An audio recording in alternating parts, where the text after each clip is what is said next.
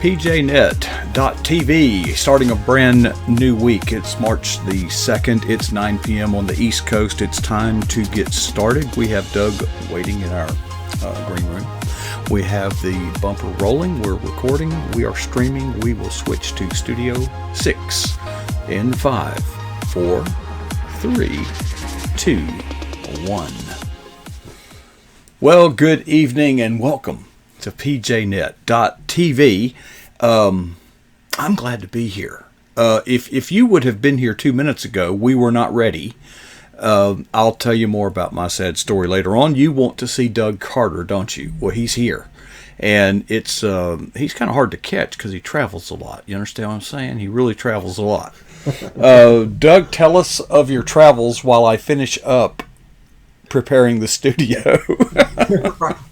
Go right ahead, Coach. Go right ahead. So 2 weeks ago, I went to the first conference, writers conference of the season, the Asheville Christian Writers Conference, and to get primed up for the next conference coming up this coming weekend, which you'll be at, North Carolina Christian Writers Conference, the Serious Writer Conference.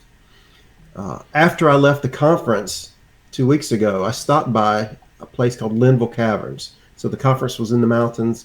Stopped by Linville Caverns to go underneath the mountain and see what Plato's cave might have looked like. I teach philosophy, so one of the things I talk about is Plato's book, The Republic. In book 7 of his Republic, Plato tells a story about being underground in a den or a cave to explain his concept of truth and reality. And I wanted to kind of just get a feel for that, take it back to my students, and just bring it alive for them. I have a picture of one of the caverns now. If you want to show it, you're gonna have to tell me. Yeah, show that. Give everybody a visual. All right, you can. I don't know. You have two pictures. This is one of them, and you can keep talking. They can hear you. All right. So if you walk inside, imagine yourself, says Plato, chained to the walls of the cave. You're facing the walls. You've been there since childhood, early childhood, and that is the only place that you know. And he says, behind you, there's a fire that burns to provide the only light inside the cave. And between the fire and you, there's a walkway, and objects pass along this walkway. But since you're chained inside the cave, facing the walls, you can't see the objects. You have no idea what they look like in reality. So all that you can see are the shadows that are cast upon these walls. And you can imagine they would be distorted images. But that's your reality. That's the only reality you know. So Plato says, imagine if one person escapes the cave and goes outside and sees sunlight for the very first time. What would they want to do? Well, they've been enlightened. And so they'd want to go back. They see objects as they really are and tell everybody in the cave, hey, this, what you know of, is not reality. Here's reality. The problem is they don't have a basis to understand him. And so his words are meaningless babble. Well, he takes it upon himself to feel pity and to be their leader. Plato calls this the philosopher king, the philosopher being the enlightened one, the one that studies wisdom. They've been enlightened. And they, he says, are the rightful rulers of the people because they are the only ones that understand what is good. The enlightenment, what is good. Now, where does this go? Think back to the Garden of Eden, the tree of the knowledge of good and evil. I think I mentioned before, all philosophy ties right back to the Garden of Good and Evil, or the Garden of Eden and the tree of the knowledge of good and evil. Plato says only the people that have tasted this good are the rightful rulers of the people. And I take this concept and I apply it to today's rulers. And you hear people belittling the deplorables, the Bible clingers, the gun clingers, and they ridicule traditional biblical values. Why do they do that? Well, it's because they have a completely different concept of reality than we do. We talk about skepticism. We talk about humanism. Skepticism is the philosophy that you doubt everything except for what can't be doubted, or you doubt everything that has not been proven. Well, how do you prove God? A lot of people say you have to see or taste or use your five senses to prove anything. But God belongs to the supernatural and is beyond our typical the five senses that we have. So how do you prove that? And for a lot of people, the skeptics, you can't. The problem is you've got skeptics in positions of power, and do we want them to coming back and telling us this is how you should live? You're just chained to the walls. You're chained to your biases, your traditions, your history, your experiences. You don't know any better. Well, this is humanism. And where we're going with humanism, I think you might have heard Pope Francis is going to be hosting a summit. I believe that's May 14th, 2014 at the Vatican, 2020, May 14th, 2020 at the Vatican. He's going to bring together world leaders of all different faiths, academics, politicians, scientists, sociologists, celebrities, sports figures. And the idea is to create awareness about this, what he calls new humanism. And he believes that we need to step back and just let mankind, excuse me, and let mankind determine transform how to we should live. There we go. I'll talk to him. So, but the problem with that is, Coach, in 2014, you can see this. Over towards your face. There, over towards your face. Towards your face. There you go. Right. Envisioning a new humanism for the 21st century. I was put out by UNESCO in 2014, and Pope Francis is going along right with that. And new humanism is a belief that absolutely rejects the supernatural. It's the knowledge of good and evil. Satan said, if you just eat of this fruit of the tree of the knowledge of good and evil, you can be godlike. Mm-hmm. You can determine what is good. Mm-hmm. And that's exactly where we are. I wonder how, and I'm sure you'll let us know, how closely what happens this May will track that publication of 6 years prior from UNESCO. I can count on you to let us know. I can. I will definitely let you know. I've read a couple of different articles, watched some stuff about what is going on. He says, well, this isn't about UNESCO. They're invited. They'll just be sitting around, paying attention to what's going on. This is not UNESCO. This is everybody else. Mm-hmm. We as humans need to decide where we're going. The problem is, Coach, and you see it, he's using the term sustainable development. Well, new humanism is all about sustainable development. And that's scary because Hebrews 1:2-3 identifies Christ as our creator and our sustainer who upholds the world. And sustainable development is all about creating a world order or a world system that basically flips biblical morality on its head. So whereas God would say, be fruitful, multiply, fill the earth and use it, they would say, no, we need population control. Well, that's true, but I'm of the opinion, and you can tell me to what extent you agree or disagree, but as Christians, we're called to inhabit, be fruitful and multiply, to have dominion over the wild kingdom. But we are also called to be good stewards over that which we are entrusted. So the biblical mandate to be fruitful and multiply doesn't mean go use up and waste in the process of doing it. The old Indian proverb, says, Indian build small fire, stand close by. White man build big fire, stand further away. Yeah, I think we're going to learn a lot. I think we are learning a lot about how we have abused this creation that God gave us. I think there'll be some checks. There's some good things coming out of the other side that, as Christians, we tend to kind of blow off. One of those being the morality aspect of creation and how we just abuse and take and take and take.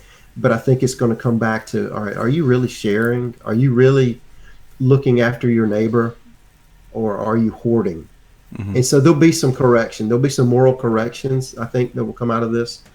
I'm happy to see that part. I'm not so happy to see the part where the idea of socialism coming into play, where we're just going to have to give to the extreme so that everybody lives equally. Well, that's not what Right. God intended at all. I mean, Give the give to parable of the the talents. give to the state so that everybody can live equally. That's where I have trouble.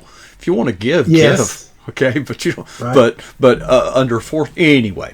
Doug, can you? I want to make sure we touch on all the subjects. We're about halfway through. You went to the first writers conference of the year. Did you share all you wanted to share about that, or you want to go revisit it? Well, I just learned a lot. Had some success there. I'm excited to be moving forward with some projects I've been working on for a long time. I wish that I had a proposal ready for this coming weekend, but it's not going to be ready. I got some really good ideas and feedback so that I can change some stuff around.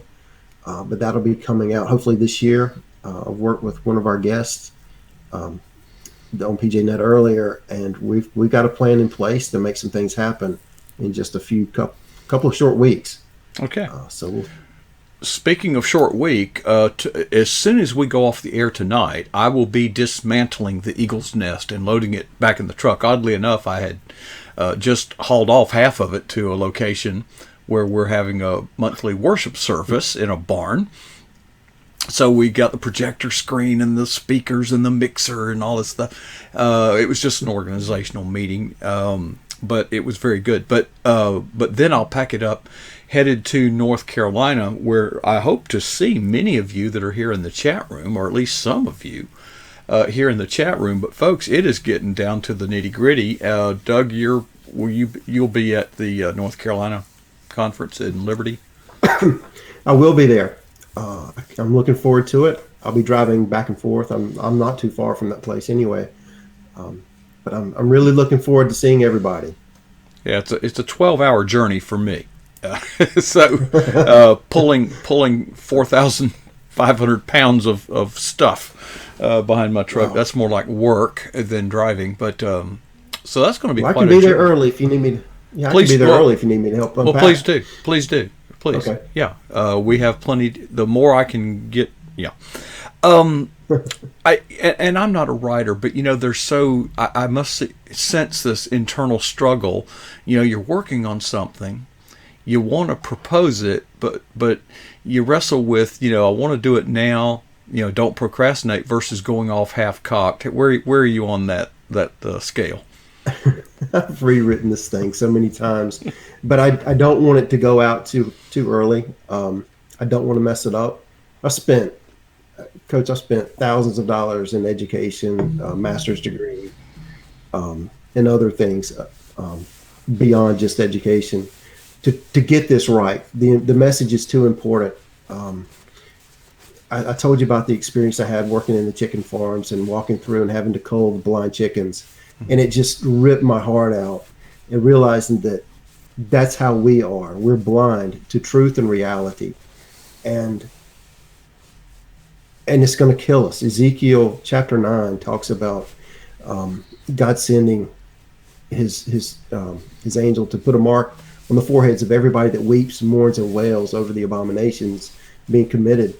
And those that don't get the mark, he sends out the other destroying angels to go and utterly slay the man, woman, child, anybody that just shows apathy towards what's going on around us. It's not an option to sit by. And because of that, I have to have this work done, and I have to have it done correctly. I pray every day that God gives me the words to say. I don't want to rush it. And we talk about, I want to go back to Plato's cave analogy. These people that are coming out and showing us sustainable development is the way. They're the enlightened ones. Well, what happens if two people go out of the cave and one comes back and says sustainable development, and the other one comes back and says, no, Bible, God is right. What you're telling them is wrong. Who are you going to believe? And we need to know why we believe what we believe. Well, Doug, you mentioned skepticism earlier, and being the sociologist and psychologist that I studied in college, skepticism is one of the tenets of the scientific method. And I think there is a certain merit to skepticism because you won't get duped easily. But in being a skeptic, you are still supposed to be actively questioning a truth claim, in order to discover truth. Now, this is not the same kind of questioning that you see in the New Testament. When the Pharisees and the scribes were asking questions of Jesus, they weren't seeking knowledge, they weren't seeking wisdom, they were seeking to ensnare Jesus in a gotcha question. Yes. This is is it any different today in the political arena when these debates and all this dialogue out there is simply a narrative? I would argue that there is a mountain of evidence supporting that the creation account in Genesis is correct, and in fact the Bible is correct. The Bible wasn't written scientifically. But people do tend to say, if you can't experience it with our five senses, well, it is a faith at the end of the day. And so is the scientific method, by the way, a faith-based system. Yes, it is. I'll let you talk. Yes, it is. And there's always more evidence coming out. We talked about the expanding universe theory, and how God, it's already in the Bible. God rolls out the heavens. He stretches them out, and he's going to roll it back in the day of the Lord. Well, what's the day of the Lord all about? It's about God's judgment because we have abandoned his moral statutes. And these moral statutes, Coach, are found all over the world. God put them in the heart of mankind. And we look all over the world. Why do people have a concept of good and evil anyway? Why do you try to be moral? Who told them to do that? Why are we different from the animals? Why are there so many religions all over the world that have so many similar characteristics? I teach a world religions class. It's about to begin. And I'm going to start out talking about the serpents that show up all over the world, or the dragon. And I'm going to relate that back to the story of the Garden of Eden. Mm-hmm. Why did they know? How do people on different continents know that? Why are there ziggurat-like pyramid structures all over the world? There's one right by your house that I visited. There's tons of them that are ziggurats. How do they get in North America?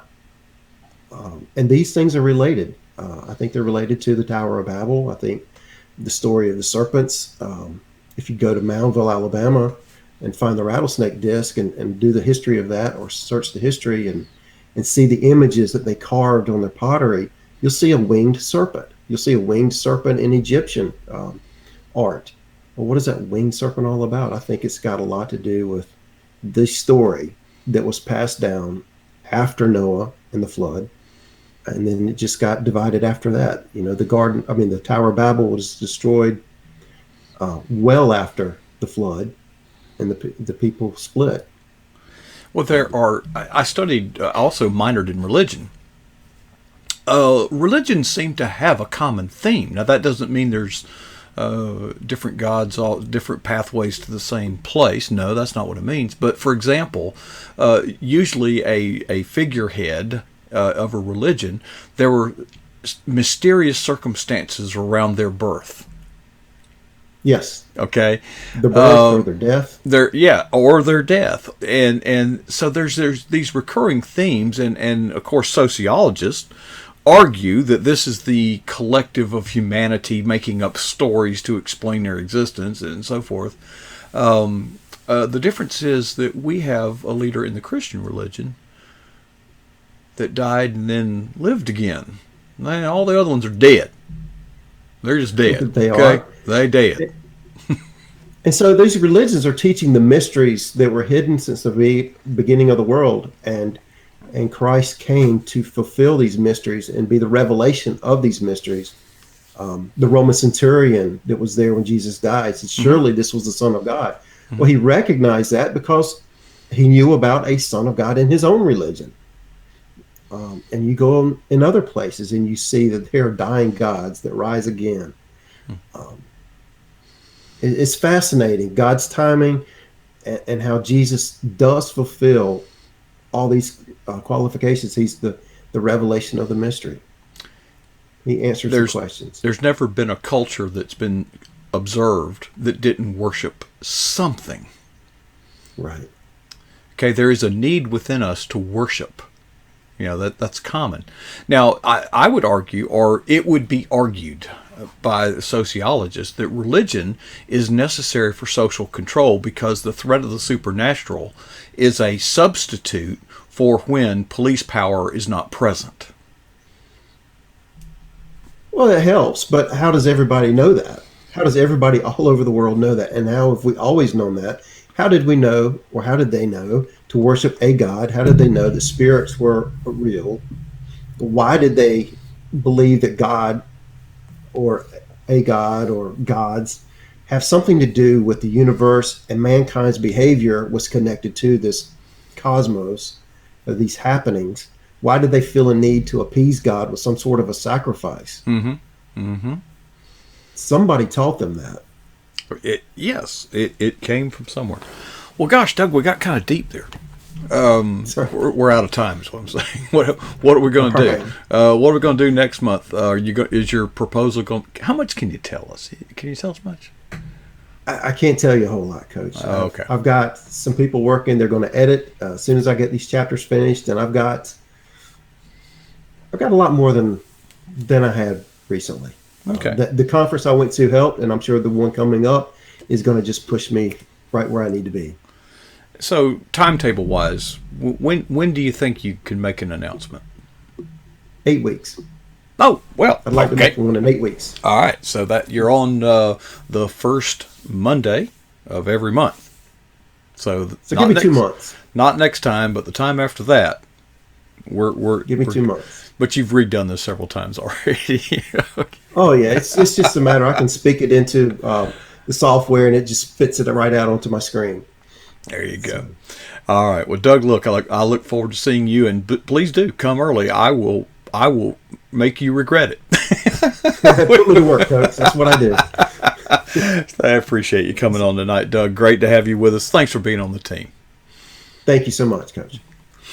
All right, Doug Carter, who many of us will, or some of us will see next week here on PJNET TV. He appears the first Monday at 9 p.m. Eastern. But we're not done, because Casper will be here at the bottom of the hour. So I got to tear things down, build it back. That's kind of the way my life's going lately. Half the time I'm torn down, the other half I'm built back. And so I'm going to leave you with 2 questions. First, what is the boldest thing you've ever done for Jesus Christ? Second, when was that? Let us never be satisfied with either answer.